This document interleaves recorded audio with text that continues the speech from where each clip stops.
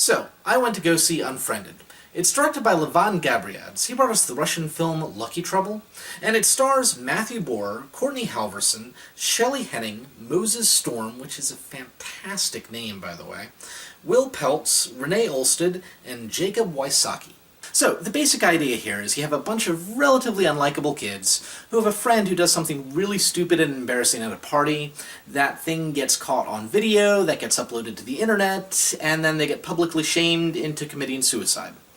Right? Now it's a year later, and you have a whole I know what you did last summer sort of thing going on, and the movie's not really terribly original or all that well written, to be honest. I mean, it's not even remotely scary. It doesn't do anything interesting or different with the plot. It's the same plot you've seen a dozen times before, you'll see it a dozen times in the future.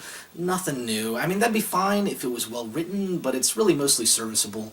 It does, however, try and raise an interesting discussion about how nothing that we ever put online really goes away forever, and that's interesting. It doesn't, however, make for a good film by itself.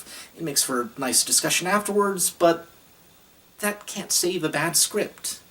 I will say the actors do a good job, but good acting can only take a bad script but so far before you're really just not interested in the characters. And you're not. They're unlikable. They become more unlikable the more you learn about them over the course of the film. It's just...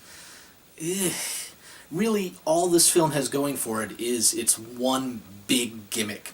And to its credit, that one big gimmick is done very well. Which is to say, the whole idea that the entire film takes place on one character's computer monitor.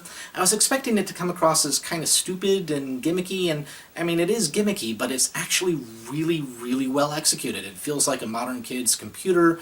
They use chat roulette, Spotify, Skype, all that sort of stuff. It actually helps you get into the character's head a little bit more than you might otherwise have done, because, you know, it has the whole bit where, you know, the character writes something and changes it and rewrites the sentence 3 or 4 different times. I do it, I'm sure you do it, everyone does it to some degree. And it lets you sort of get into their thought process. It really worked. I was very impressed. If there's one reason to see this movie, that is it. Unfortunately, that's the only reason to go see this movie, I think. I mean, the plot isn't that great, the writing, nah. The acting's fine, but if you don't have a good story that's scary and interesting, why bother? Really, all this does is raise some interesting discussion points about, you know, your online presence, and have this really, really well-executed idea of it takes place on one character's computer monitor. That's it.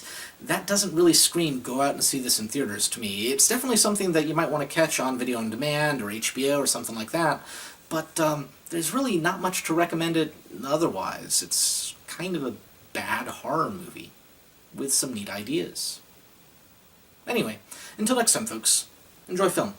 So, I went to go see What We Do in the Shadows. It's written and directed by Jermaine Clement and Taika Waititi. They're two of the folks behind The Flight of the Conchords. Jermaine Clement's never really directed before, but Taika Waititi brought us Boy and Eagle vs. Shark.